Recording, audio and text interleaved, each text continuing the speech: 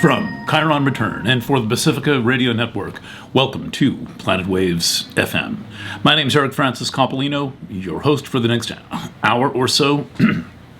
Today's program, running about a day late, is for Saturday, the 18th of December, 2021.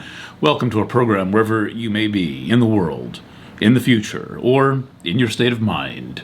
It is good to be with you. Tonight's program is a special edition that will focus almost exclusively on everything I have learned covering Monsanto for the past 30 years. I began with a quote, recent quote by President Joe Biden, where he says, "Go get the shot. What's the big deal?" Followed by a quote from Fauci from March of 2020, speaking in an interview with Mark Zuckerberg, his business partner, where he says, well, if we screw up this time, it wouldn't be the first time that we poison people with an injection. It's happened before. It happened with the respiratory syncytial virus for children, which I hadn't heard of that incident, and our AIDS vaccine trials didn't go very well. James Redfield was in charge of those for a while and should be in jail as far as I'm concerned. But he said, well, those HIV injections, some of them made a person more likely to get infected, which, by the way, means test positive on PCR, not get infected. But still, their shot was backfiring.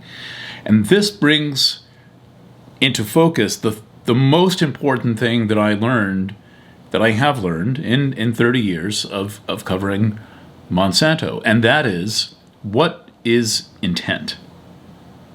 What is intent? Intent is a legal term. It does not strictly mean the desire to do something, but rather it means that you knew or you should have known, or in some instances even should have suspected, that your conduct would have a certain effect on people. So intent is not desire, and it can include desire, but the point of the concept of intent is what was known at the time an action was taken, what claims were made along with what was known, and then what was the outcome and who was hurt. This is the story of chemical industry, it's the story of the pharmaceutical industry, it's the story of the nuclear industry. It is always the same story over and over and over and over again. It's all the same facts, basically, the same kinds of facts, arranged in slightly different patterns, but basically, in the end, it's like Mexican food. It's all just basically tortillas, cheese, tomato sauce, meat, and beans. This is like, do you wrap it on the inside? Do you wrap it on the outside? Well, I wish it was as pleasant as Mexican food. It is not. I have 3.5 hours blocked out for this program. It is all going to be harrowing. I will do my best to keep it light and keep my sense of humor in the conversation, which is one of the things that got me through this all. And I do mean through. It was quite a bit to go through, as you will hear. My journey covering Monsanto per se, as opposed to chemical companies generally, begins on December 29th, 1991. On that morning, I woke up sleeping in my girlfriend Sabine's bed, across town from where my office was, and at about 7:30 in the morning, I heard fire trucks go by down Henry W. Du Bois Boulevard, about kind of a back road down there where Sabine lived, and we, didn't think much of it. Fire engines going by frequently near the firehouse and all that, and we got up and had breakfast and had coffee, and then I drove across town and looked on my desk, and there was a note. Someone had scribbled on an envelope that said multiple PCB transformers have exploded on the campus. That was it. Now, we meaning the staff of the Student Leader News Service, a kind of early iteration of Planet Waves that covered public higher education and not astrology. Well, anyway, that's another story. But we covered public higher education for the state and city universities of New York. So I had managed to scratch together funding from various student newspapers and student governments and my Aunt Josie. Hi, Aunt Josie.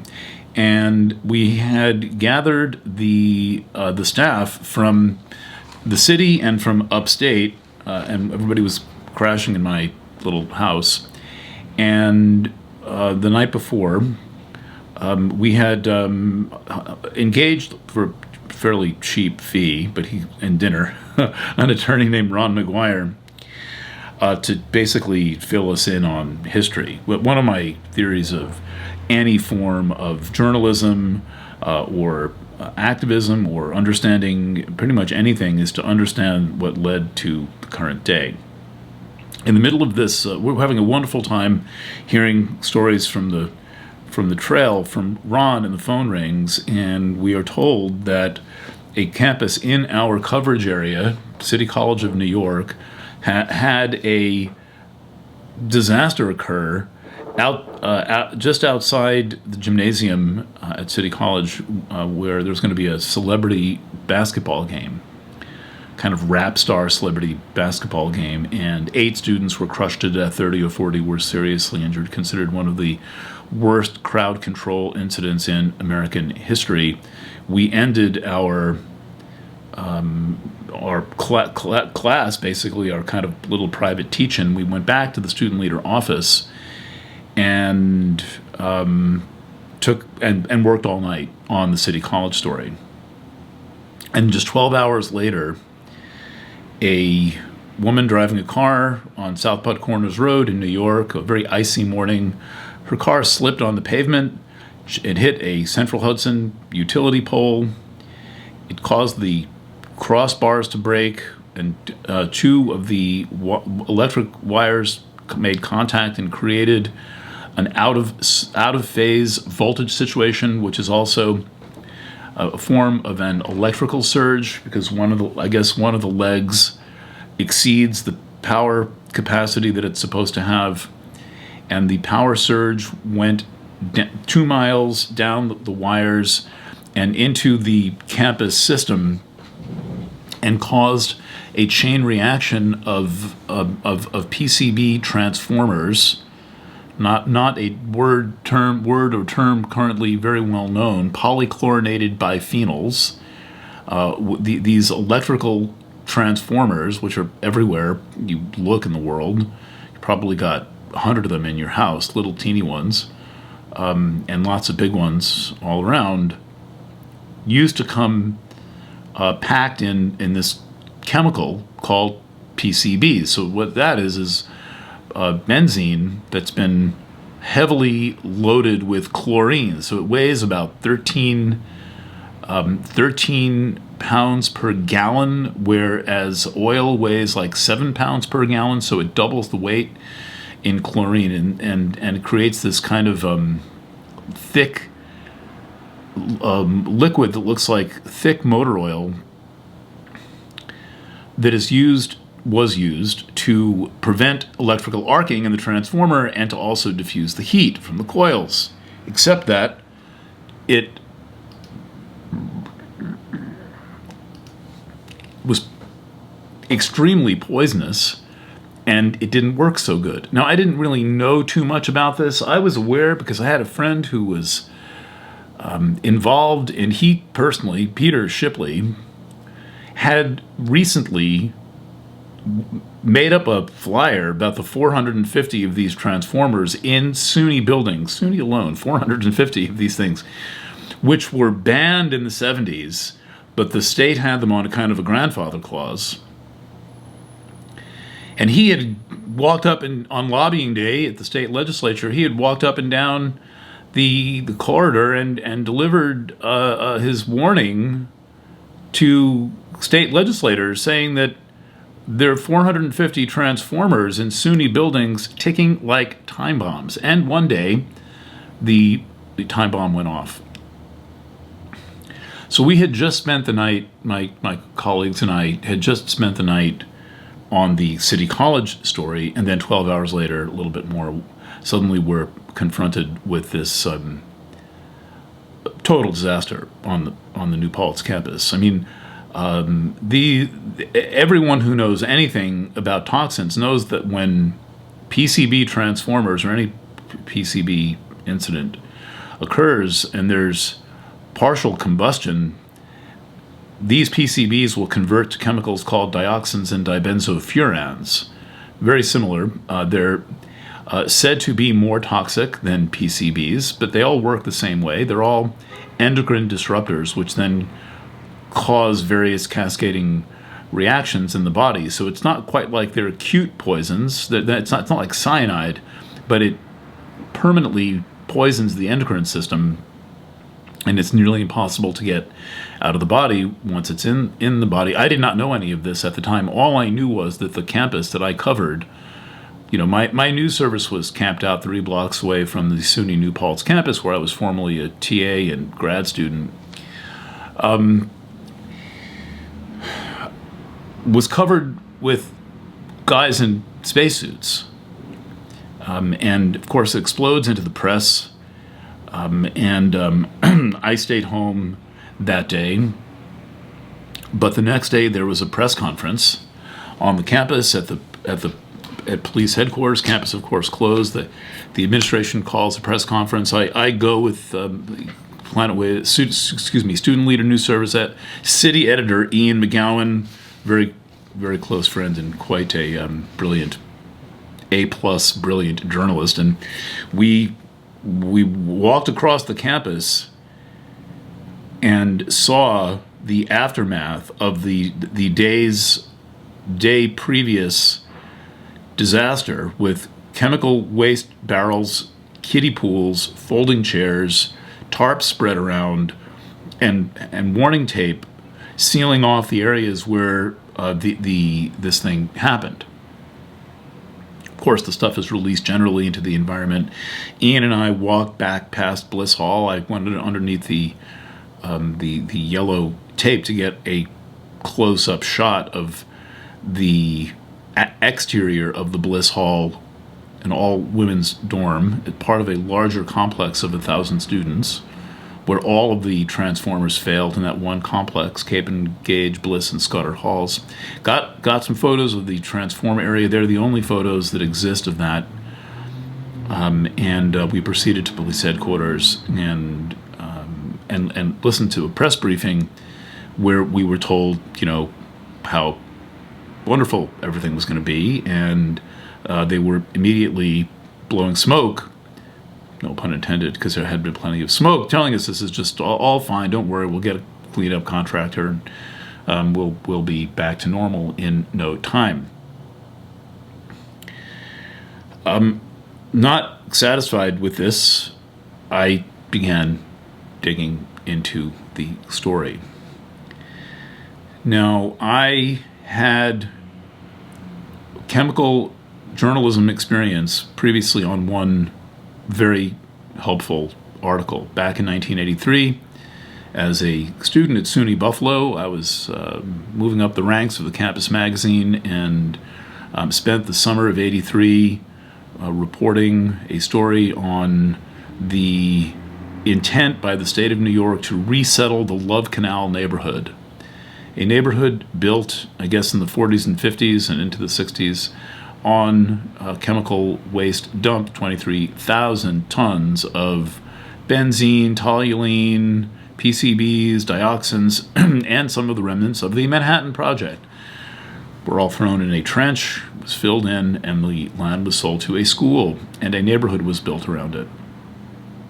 So I knew something about chemical incidents and the behavior in particular of the EPA and the New York State Department of Health. I did many other articles subsequently in my career covering higher education, but did not come back to the chemical issue, the dioxin issue, until that day in 1991, 30 years ago.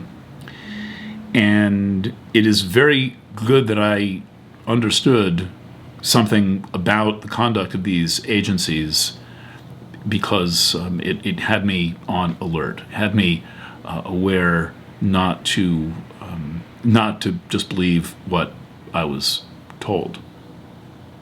And of course, digging into this was not popular.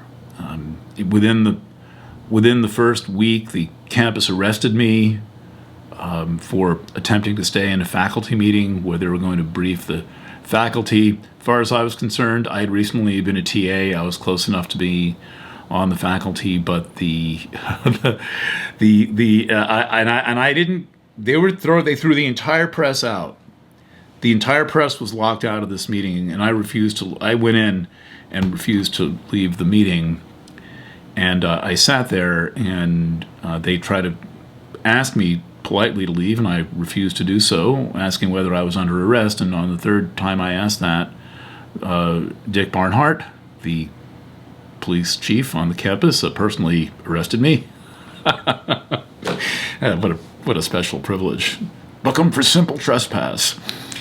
And I knew what I was doing. The next day, right across the front page of the local paper, was the headline, "SUNY bans press and arrests journalist." So this pretty much sets the tone. Charges were dismissed, by the way. The prospect of unraveling this was daunting. And I've really only had this feeling twice. I had it in the first months of the PCB dioxin story at New Paltz, and I had it at the beginning of COVID in early 2020. So I did what you do as a journalist, which is you start making phone calls. And people were more eager. The issue was well developed. The PCB issue was well developed in New York because it was a big issue in New York. The Hudson River is contaminated with PCBs. There were many other incidents. So there are organizations at the time that were devoted to handling this problem and related problems. And so I started making phone calls, and one of the first places I called was Hudson River Sloop Clearwater, which worked on the river. Man Joe Green, by the way, thank you for closing down the Indian Point nuclear power plant. That was the work of one really intense woman, Manna Jo Green. She's still the environmental director of Clearwater. Clearwater said, "You should talk to Ellen Connett and Paul Connett." They're the editors of a newsletter called Waste Not. So I called up Ellen and Paul Connett, and they started filling me in. And then someone said, "You got to call Ward Stone." Who? I thought, what's a Ward Stone? Ward Stone is a guy who was the state wildlife pathologist, but also the kind of PCB avenger for the state of New York. If you had PCB contamination in a school that your local health department was covering up, you would send Ward Stone the samples. And he had a budget for testing because he ran the wildlife pathology unit for 40 years in New York State, up in Del Mar. And someone said, call up Ward Stone. So I called up Ward Stone and started essentially getting kind of tutoring lectures from one of the people who had broken the issue in the 1970s. And then Ward later in this scenario ran samples for me, and we proved that the vents were contaminated, but I'm a little ahead of myself. So I called Ward Stone. Ward Stone starts teaching me things, and then someone said, you should call Brian Bush at the New York State Wadsworth Laboratory. So I call up Brian Bush, and Brian Bush had run the tests on the buildings. He was not happy with the toxins levels, though as essentially a lab manager was not someone you're supposed to quote. He's not supposed to be quoted, but he spoke anonymously. I knew who he was, and he, in advance of the test results coming out, said there are very high dioxin levels in some of these places. I did the story. Story makes the statewide Associated Press. So we had a good relationship with the working press. They took Student Leader News Service seriously. AP story breaks that says that there's dioxin levels in the buildings. And now I am in at the very beginning, in the very first weeks, with the counter narrative. The state is basically saying, back to normal, everything's going to be fine, don't worry, it's not so bad, don't worry, blah, blah, blah.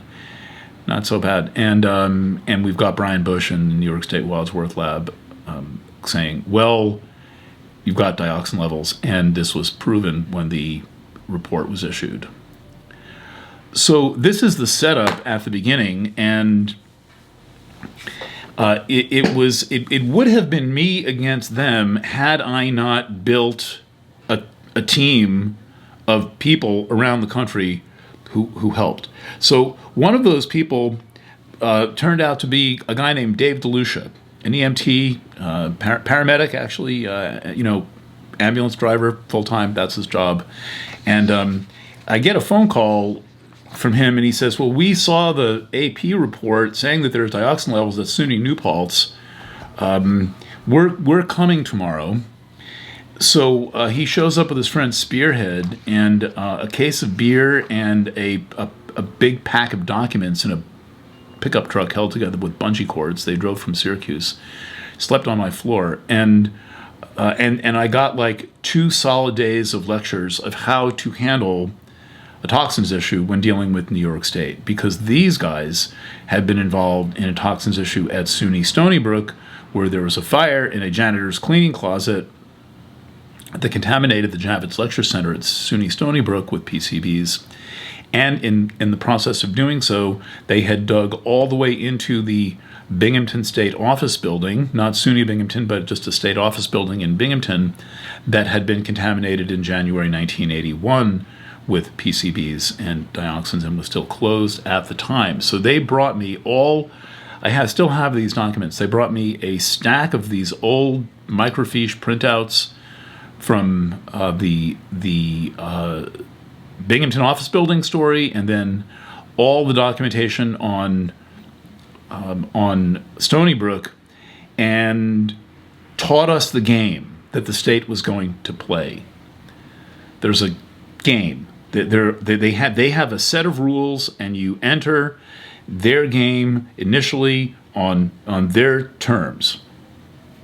One of those rules includes what are called toxic equivalencies, where they can test for dioxin in a dorm or somewhere, and they can say, well, we found 7 dioxins, but we're going to convert this to the equivalent of the most toxic dioxin, and everything gets downgraded to what's called the TCDD, tetrachlorobenzoyl dioxin equivalent, so forth. So we got briefed by DeLucia and by Spearhead, and then Brian Bush is on the record, who got us DeLucia and Spearhead, and now I've got Ellen and Paul Connett helping. He's a professor at St. Lawrence, and she's the editor of Waste Not, a newsletter. This is all in the first 3 weeks, 2-3 weeks, and what is clear is that the campus is going to do its best to get the buildings open and pretend that nothing happened. And they tried, and they did. They succeeded in opening 2 of the 6 buildings, which were dormitories, immediately. 2 were closed. Bliss and Scudder, where the worst explosions happened, had to be closed for a period of time. Gage and Capon were closed for a couple of weeks for a phony cleanup that basically became the story of my life. Capon Residence Hall and Gage Residence Hall at SUNY New Paltz. I'll go over later and snap a new photo of those just for posterity. I'm going to sit on the campus and smoke a joint and meditate on where 30 years went. 30 years largely went doing what I'm going to tell you about today. And this broke into many stories, right? So I'm faced with a bunch of guys in moon suits hopping around like bunnies in Cape and Gage halls, and they're opening these buildings up. The guys in moon suits are coming out of the buildings, and then they're letting the students into the buildings, and only a few parents were really concerned about this. And they were willing to accept SUNY's narrative that this is going to be fine, don't worry, it's not that bad, and the incident wasn't that bad, and don't listen to that crazy person who's actually doing research into this, and they're, regularly telling people that I'm a crazy person, and that's why I'm doing this. I had to grow a thick skin for doing this. I knew all of these SUNY administrators and SUNY Central up in Albany, where they run the whole million student system from 64 campus system, and they all knew me. And I had a year and a half covering things like tuition and the state budget and exciting things like that, student affairs and all this, and suddenly it was game on, big time. The story fairly soon splits in half. Through doing this, part of the story was I got to figure out what's going on in these buildings. And I knew enough as a journalist at that point to know that you have to focus. Well, you have to learn the whole story. You have to go down every street. You can't leave any stone unturned. But I also know you have to focus. COVID story is the same way. So Cape and Engage, the clear issue in Cape and Engage were the ventilation ducts. And we knew there were problems with ventilation ducts because a science teacher at the high school was smart enough to know, he recognized the chemical names. I mean, there was a time when you said the word dioxin, it's like the AK-47 of toxins. And it used to be a big deal. And later in this program, I'm going to tell you why it became not a big deal, and you haven't ever heard of the word in the news. If you have, maybe you've heard it once or twice in the past 10 years. That story went away. So on the one hand, I had to figure out what happened on the campus and in these dorms, and what the hell was going on with this cleanup they were doing, and who it was, and what the details were. And I did that by a lot of gumshoe reporting and getting lucky and filing reams of Freedom of Information law requests with the local campus, with SUNY Central, with the New York State Department of Health, and with the New York State Department of Environmental Conservation. So I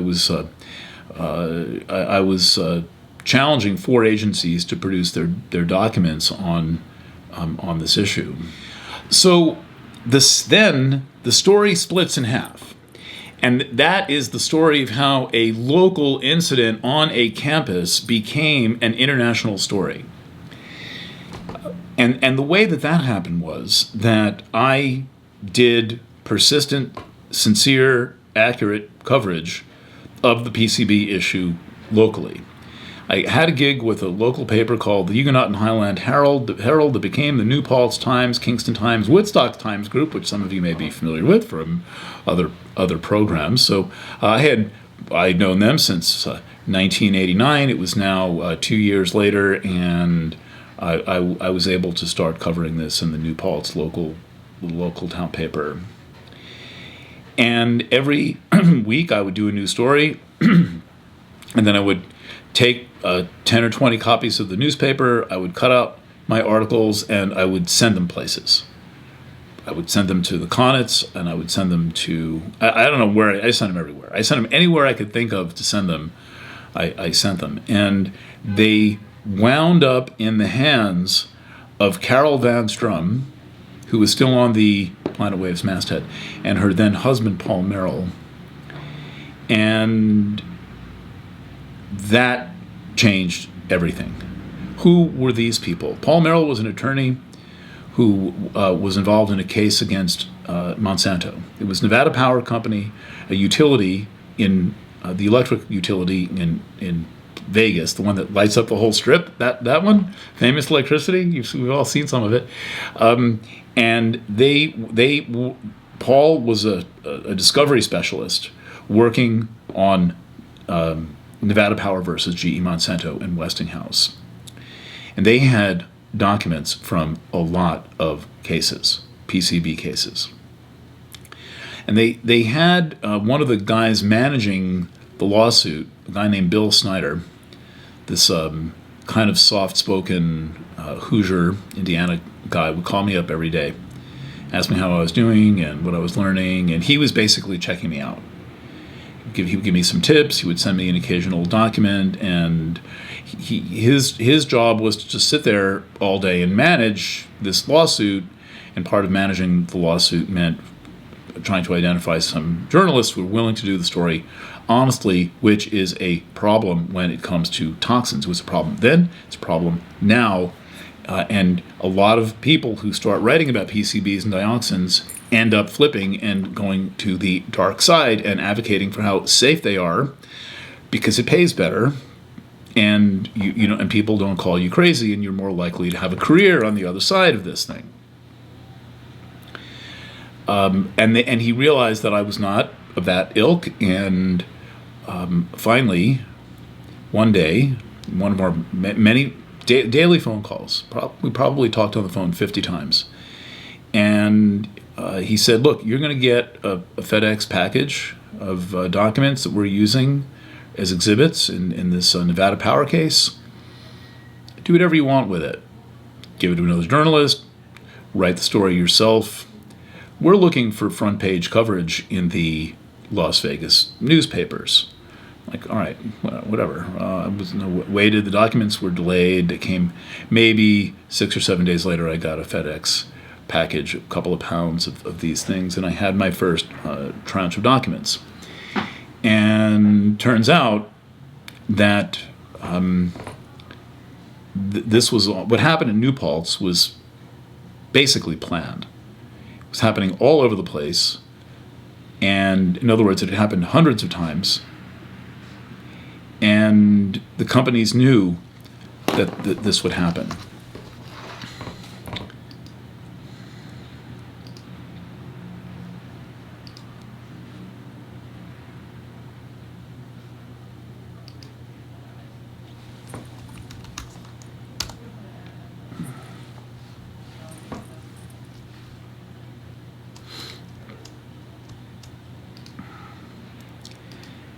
And in that first collection, or close to the beginning, was a memo by a GE engineer named T.L. Mays.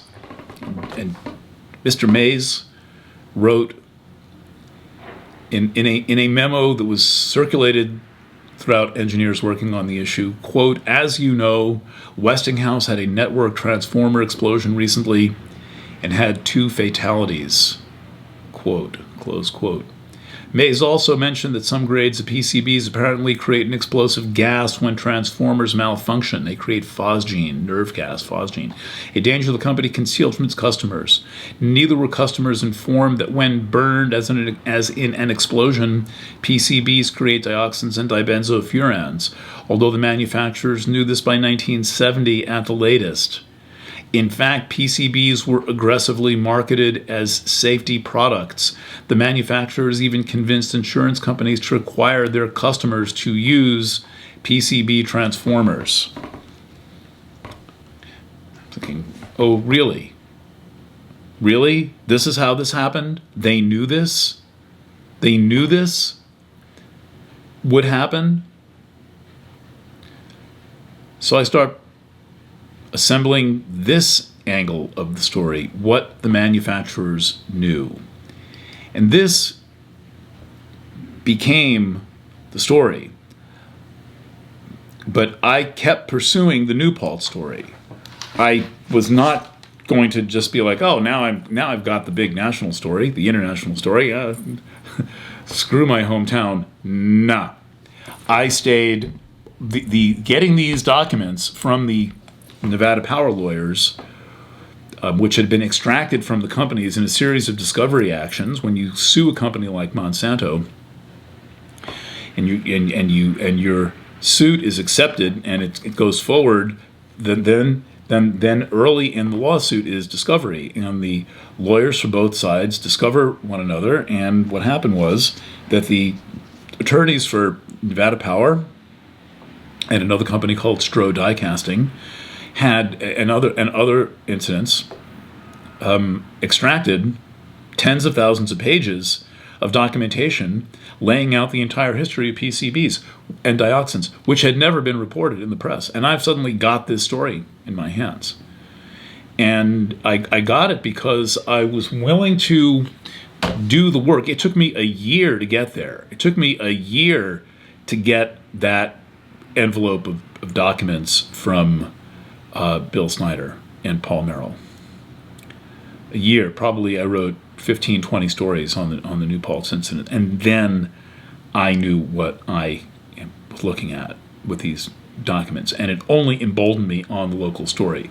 So what I did was I lived in an apartment full of documents. Once I got the first set and I demonstrated that I could understand it and work with it and map out the record and like read the chronology and all of this stuff, I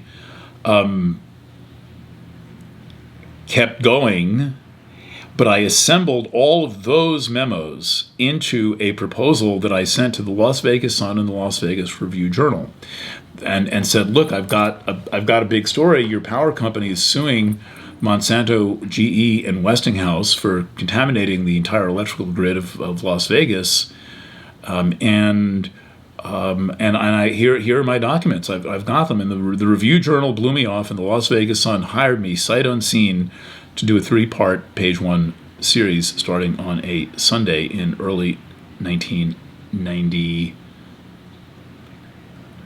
early 93. And I was on page 1 of the Las Vegas Sun, and I made sure that every time I did a major story, I mentioned SUNY New Paltz, so that I would keep that in the index and in the databases. It would be searchable forevermore as long as there's databases. And successfully did that, and then took those 3 articles from the Las Vegas Sun, put together a package with more documents, limited, redacted things, just giving a hint at what I had, and pitched that to about 7 different major national magazines, and was fairly soon after hired by Sierra Magazine to do a major proper investigation into this. And I did that, and that came out in the summer of 1994.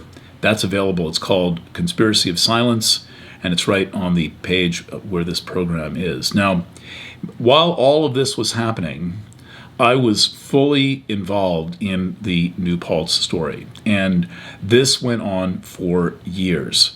I had to find first of all, I had to support myself doing this. I was getting paid like $65 an article by the Huguenot Herald, so I'm being paid peanuts. My phone bill, there was phone bills back then, phone bill exceeded what I was paid. The newspaper didn't pay that.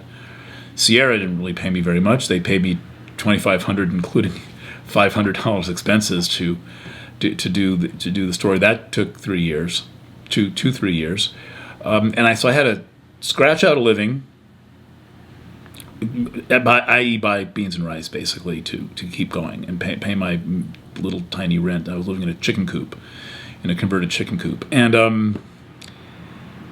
kept getting lucky. This was the thing where I made a commitment, and then Providence kept moving. At one point, I was doing a document inspection in the basement of the Department of Environmental Conservation in New Paltz, and there were these 2 lawyers working down there, and I was given my documents, and they were sitting there with their documents, and Steve Faber understood the PCB issue, and because he had done it before, and he had his own motions and documents and a chronology especially, and he took a shine to me right away and essentially hires me for a bullshit job as his press consultant. I didn't really do anything. He would just essentially send me checks and documents to help me keep going, and invited me for Thanksgiving dinner with his family. And so Steve became an important ally, and it's all about people. This whole story is about people. And then one day, well, let me tell you the story. I hope this is interesting. I can't imagine that it is, but here, let me tell you the story of the Cape and Gage Hall ventilation ducts. So there were 4 dorms that were contaminated with PCBs on 12/29/91: Bliss, Cape and Gage, and Scudder. Bliss and Scudder were toast. Those were closed for an indefinite period of time for some form of a cleanup, and ran 3 shifts, 24/7. I wish I had photos of the guys in moon suits working in college dorm rooms. You could see them through the window if you walked outside the building. But 2 of the buildings, Cape and Hall and Gage Hall, home to something like 350 in Gage, 190 in Cape, and something like 500 or 600 students lived in Cape and Gage. Those buildings had never had a cleanup of the heat or of the ventilation ducts. And with Gage Hall, they were going to shut the building down, but they did what became known in cleanup parlance as a gauge type scenario. What is a gauge type scenario? Gauge type scenario is you let the students in.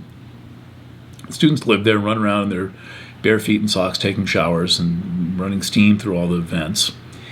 And then when they go on vacation, you shut the building down. You put in all your airflow machines to keep the air flowing out of the building, and you go in with moon suits and you do a cleanup for winter break or spring break. And then students come back, you quickly pack up your cleanup, and you pretend nothing happened. You leave those doors locked. And so the gauge type scenario meant the students were in the building alternating with hazmat workers in the building. This went on in Gage for 2 years or more after this. My focus on the new Paltz story, and there were 100 issues to cover. I mean, the science building was absolutely so contaminated that the entire thing had to be gutted to concrete block. I went in there once, didn't breathe, in the construction, when it was a construction site. And remember that had I not embarked on this story, that the state would have just opened the campus back up and said everything's fine. They would have packed up their tents and left in a month. But because I kept a constant flow of press coverage going, that kept attention focused on the issue.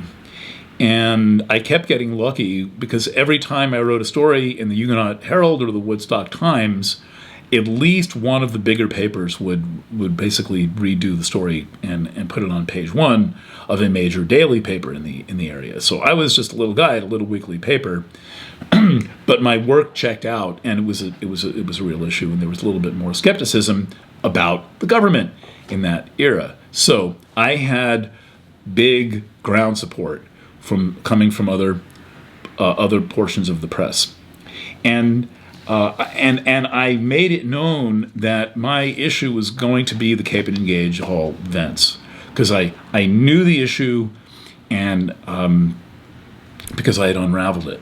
And then the problem with doing a story like this is that the state officials and the corporate officials already know how to lie, and lie convincingly for most people. They have this down from decades of doing this. If you're a journalist or a citizen and you're confronted with this kind of a disaster, the first thing you have to do is you have to deal with the fact that officials are going to lie and lie and lie, and you don't know the technicalities necessarily.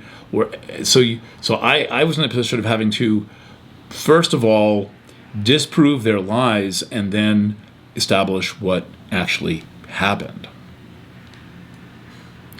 So I'm in the middle of the vent issue, the Cape and Gage vent issue. This is now this took up practically all of 1993. And, I mean, I was also writing we're doing the CRP still Vegas Sun, but as I remember it, I was full bore on this ventilation issue. And in December of 93, I got a lucky break. Because the state was giving me all kinds of shit. There's no vents in the buildings, and on and on. Any lie they could tell that would just get me to go away for a couple of days, they would try to tell me, and then they'd send me back to the Freedom of Information Law and back to calling people up and putting it together. And I got a break in December. Governor Mario Cuomo was coming to the campus. And he came periodically. I don't know why, but he did. And they had this meeting in the multi-purpose room in the student union, this big, beautiful thing, the purple room, and with a big dais in the front. And it's Cuomo, and those of you who are fans of National Public Radio probably know the name Alan Chartock. And it's Cuomo and Chartock up on the dais, and the room is packed with everybody who's anybody. Local politicians, there used to be a press corps in the Hudson Valley, 5, 6, 7 places, newspapers, TV cameras, radio stations, everybody was there. The entire campus administration was there. Well, me and my friend Peter Shipley were having breakfast at the local diner, and we figured out we were an hour late to this thing. So we get in the car, we speed to the campus, we park the car, and we run into the student union. And one of my journalism tricks is I've always learned, when you're trying to park for an event, go near the event and work your way out, because maybe somebody left you a parking space.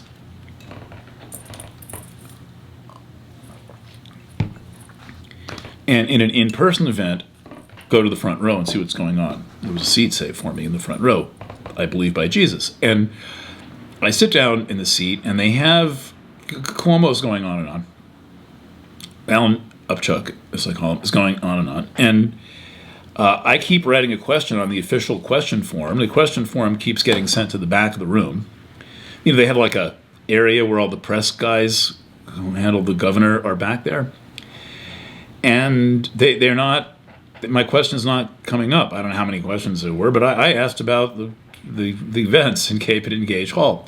So I'm sitting right in the front row, and Mario, my Uncle Mario, starts to give a Cuomo soliloquy. We've heard these from Andrew, who's kind of tin pot compared to his dad, who was quite a good speaker. And Cuomo Mario starts saying things like, "We don't want poisons in our schools. We don't want poisons puffing in the windows of our schools." Without thinking, I raised my hand and said, "Governor, what about the untested vents in Cape and Gage halls?" The room is completely hushed. Cuomo looks at me and he says, "What's an untested vent in Cape and Gage Hall? No, who are you?"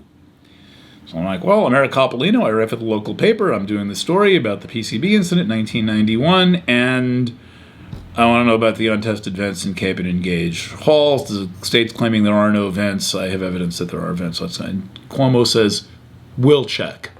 We'll find out for you." So I said, somewhere, my friend Chris says he's got the videotape of this. Precious. I said, "Governor, how do I contact you?" And he says, "Eric, you know where I work." The room cracks up laughing. He starts insulting me in Italian playfully. I don't even know what he said, but he's going off in Italian. He's having fun. He's deflected it temporarily. They move on. I walk to the back where the press guys are. I've got my notebook and my tape recorder going under the notebook, and I walked up to somebody and I said, "Governor said contact him at work. I'm contacting him at work." The guy was Charles Porcari. And I said, "I want to know why the vents in Cape and Gage Hall were not tested for dioxins and PCBs." And I didn't really think much of it. The next day, the Times Herald-Record does a kind of a campy story, the kind the Onion makes fun of when they're writing local news coverage, and this writer, Chris, somebody, my friend's roommate, when they were interns at the Legislative Gazette years ago, she says in the article, she says Eric Coppolino got his 2 cents in with a question about the untested ventilation system in Cape and Gage. Quote, 2 cents in. The next thing that happened is I get a letter from Porcari. Porcari says, no, the vents were not tested. Here's why, and it gives a whole list of rationales of why they didn't test the vents in Cape and Gage halls. The fact is, I now had proof from the governor's office that the vents were not tested. Once again, game on. All right, so I start to put together all the pictures, and now I'm armed with a letter from the governor saying what I've been saying all along. There are vents in those buildings, and those vents were not tested. So the next thing I did was I contacted the Times Herald Record, and I said, what do you mean 2 cents? This cleanup's cost $30 million. So far, I'm asking what's going on. I said, I want a rebuttal. I get to have a rebuttal to this. You can't just tell me I got my 2 cents in, diminishing the work I've been doing the last 2 years. So I wrote this article called SUNY Tainted by Handling of PCB Cleanup. It was essentially an investigative feature on the op-ed page of the Times Herald Record, which was a pretty righteous paper at the time, and they did the right thing.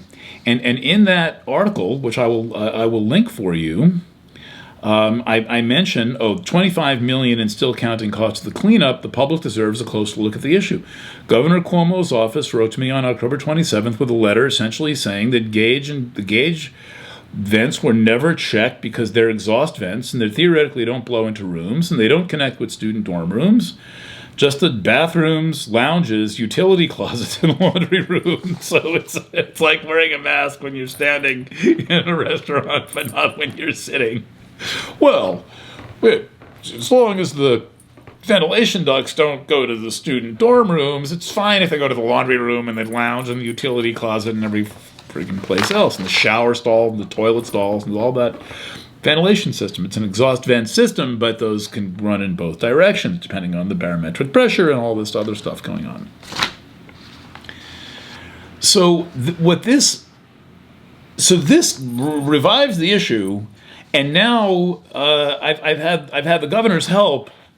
I mean, talk about a lucky break, and then I had the chutzpah to just raise my hand and start talking, and had I had covered him before, but I didn't really know him. I didn't have any previous rapport, but we connected in that moment, and then he came through because that was the kind of guy he was. He came through and gave me proof on paper from the governor saying that you do have a story here, and then I went into full-on battle mode.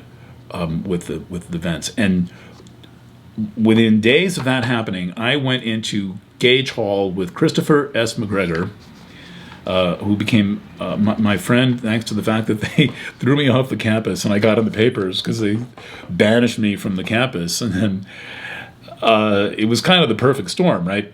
So I met Chris, and Chris and I went in. We got one of the girls in one of the buildings to meet us on Sunday morning and let us in, and we dismantled the vent over a kitchen stove and took a wallpaper sample, a soil sample, and we had 4 samples out of the building, sent those to Ward Stone. They all came back with PCBs. Oh. So it turns out the state was lying. There are vents. They lied and said, we didn't test the vents. They didn't test the vents at all. Why didn't you test the vents? Called up county health commissioner. Well, he said, students, Dean N. Palin, people don't go inside those vents. So we didn't test them. Students don't crawl inside a little 10-inch opening and, drink a beer or read their Psych 101 book. They just breathe the air coming out of the fucking vents. This is COVID logic. This is COVID logic.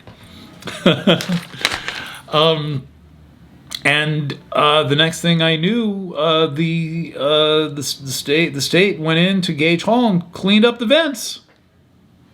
That was in the summer of 1994. So I persisted with this all through 92, or much of it, much through, I took part of 92 and researched AIDS. So most of 1992 working on this, all of 1993, and half of 1994, basically 2.5 years of work on the vents. Got a cleanup of the vents in one building. But I got that cleanup, and it is known forevermore that that's there. It suddenly was page one news again. Poor Dean Palin. He was the like assistant health commissioner, and the health commissioner suddenly had a heart attack and died right in the middle of this. And at the same time, the Woodstock 94 festival was going, and Dean Palin was in charge of the entire festival site, making sure that it was all like copacetic. Well, he had to leave the festival site and supervise the cleanup of the vents in Gage Hall. And they did an arm's length cleanup at the Woodstock Times. We thought this was the goddamn funniest thing ever. An arm's length cleanup. They just reached in as far as they could get, and they cleaned up. It still cost $50,000 to do an arm's length. What the hell is an arm's length cleanup? But the thing is, 2.5 years of work. I got my arm's length cleanup and broke world news. That all happened the same week. All right, let's listen to some music. This is going to be somebody, Jackson Browne and James Taylor. The No Nukes concert, 1979.